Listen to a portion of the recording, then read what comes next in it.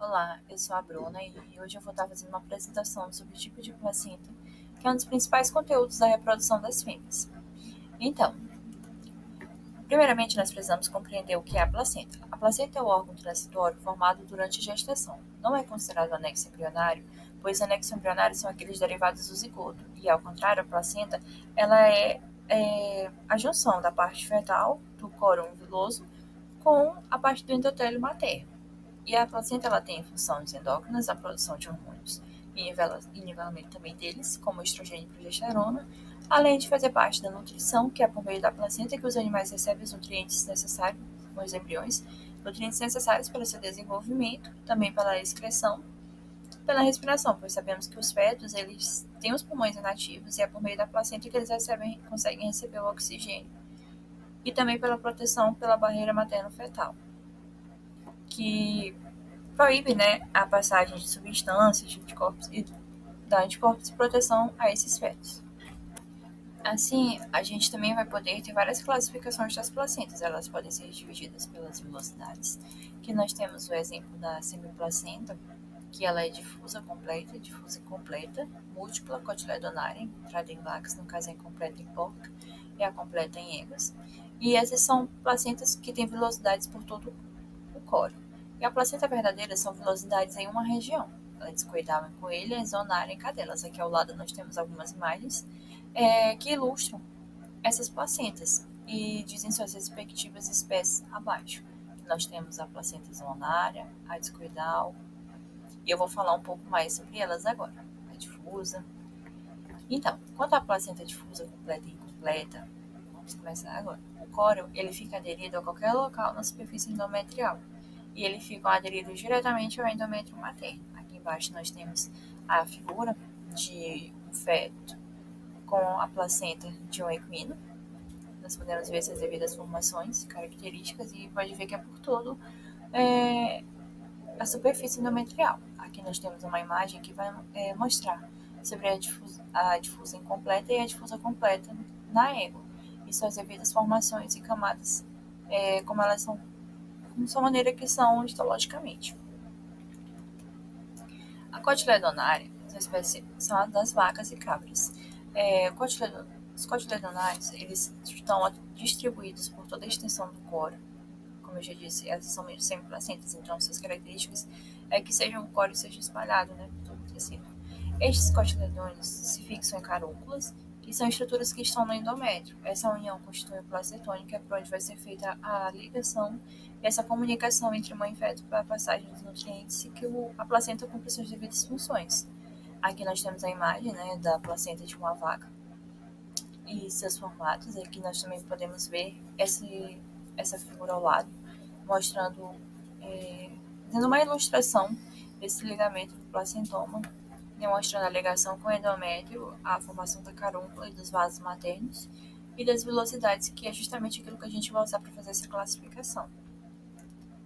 Temos a discoidal, que são características da espécie humana e dos roedores. Essas velocidades elas se concentram em um dos polos do córeo, na forma de círculo ou disco. Aqui nós temos uma imagem abaixo mostrando o primato nessa figura. Nós também temos na figura ao lado essa placenta que tem esse formato de círculo no centro, de disco. Temos a zonária, que são placentas da espécie canina e da felina, da fêmea. Essas velocidades elas se concentram em uma faixa equatorial ao redor do córeo, em formato de cinta, ou seja, elas ficam no centro. E aqui nós temos a figura de um feto de um cão, que tem essa característica de cinta. Aqui ao lado nós também temos essa ilustração da cadela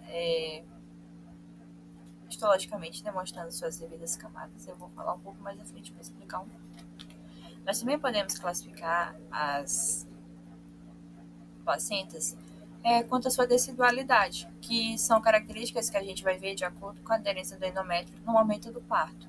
E assim a gente vai classificá-las em deciduada, que são aquelas placentas que expulsam os fetos com característica hemorrágica, ou seja, a lesão do endométrio, a invasão do endométrio é intensa, forte conexão entre o endométrio materno e tecidos fetais, que vai causar sangramento, e essas são as placentas hemocoreal.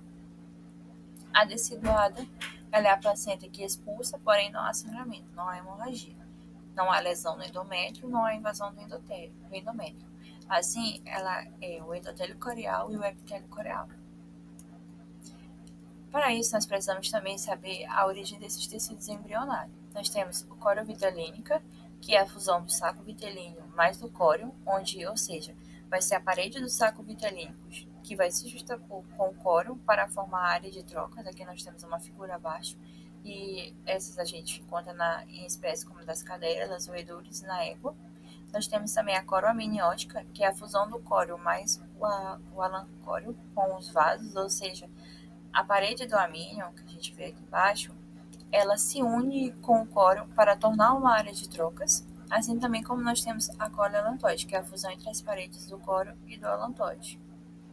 Aqui nós também temos uma imagem abaixo, e essas são mais encontradas em alguns mamíferos e nas aves.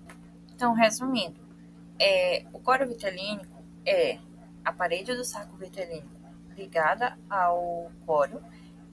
O córeo amniótico é o amínio colado no córeo, e também a coreoalantoide é o córeo colado ao alantoide. Então, nós também podemos fazer uma observação, é que o embrião, no decorrer do desenvolvimento, vai havendo mudança. Às vezes eles podem começar com o córeo vitelínico e se transformar em um córeo alantoide, mas isso vai depender da espécie. Nós também podemos fazer classificação histológica, que ela pode ser classificada em epitélio coreal, endotélio coreal, conjuntivo coreal e hemocoreal. Então, já entendendo essa formação de como é que acontece, como é que é formado esse tecido embrionário, agora eu vou falar sobre a epitélio coreal. A epitélio coreal é constituída de 6 camadas e ela tem uma espessura completa, e é o epitélio da mãe que encosta direto no córeo do feto. E esses têm que percorrer, como eu já havia dito, tem 6 camadas. Eles têm que percorrer essas 6 camadas para que cheguem os nutrientes ao feto. Ou seja, elas também são placentas difusas, assim são encontradas em éguas e porcos. Nós temos a imagem ao lado, que tem o endotélio capilar materno, tem o endotélio conjuntivo, tem o tecido conjuntivo da mucosa uterina, o epitélio uterino, o epitélio da velocidade do córeo, córeo conjuntivo das velocidades e o endotélio capilar fetal. Em seguida, nós temos o conjuntivo coreal, que se diferencia por ele ter 5 camadas.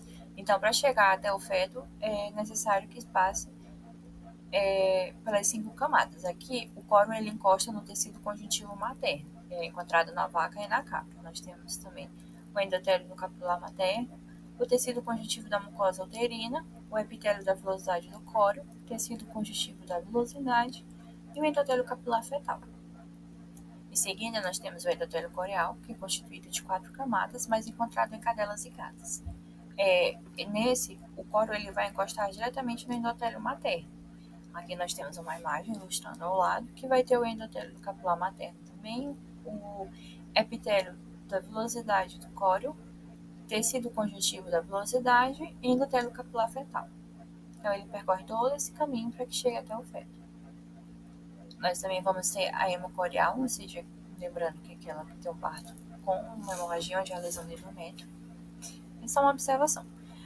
O córeo ele vai entrar em contato direto com o sangue da mãe, é mais encontrado em primatas, roedores, coelhos e humanos, e ele passa por 3 camadas para que chegue até onde vai haver a implantação intersticial, que, como eu falei, invade mais camadas, é deciduado a sangramento e hemorragia. Aqui nós temos a imagem ilustrando ao lado, né, essa placenta hemocoreal, histologicamente, onde vai ter o endotélio capilar materno, o epitélio da velocidade do córeo, tecido conjuntivo das velocidades e endotélio capilar fetal. Então, resumindo, nós temos aqui uma tabela especificando os tipos e as classificações de acordo com cada espécie. Nós temos a espécie suína, seu tipo de velocidade difusa completa, também pode ser classificada como pré-guiada. Tem a barreira materno-fetal, que ela é epitélio coreal.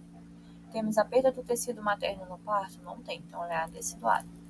Quanto à origem do tecido, é córeo-alantóide. A equina é difusa incompleta, tem velocidades. É epitélio coreal em relação à barreira. A perda de tecido não há, ela é adeciduada. E quanto à origem do tecido, ela é corovitelina. Dos ruminantes, ela é cotiledonária ou múltipla, como eu havia falado mais à frente. Ela tem sindesmo coreal, que é o cipitélio oral, e ela é deciduada, não há sangramento. E quanto à sua origem do tecido, ela é corioalantoide. Em relação aos carnívoros, é a zonária, também encontrada em cadelas, né? E temos a barreira endotélio-coreal, ela é deciduada, porém não tanto, forma considerada de forma moderada. Temos a corovitelina, também, como origem do tecido. Humana e primata é discoidal, enquanto a barreira ela é hemocoreal e a perda de tecido ela é sim considerada deciduada, sangramento. Então, aqui estão as referências nesse QR Code. Sou grata pela atenção e muito obrigada.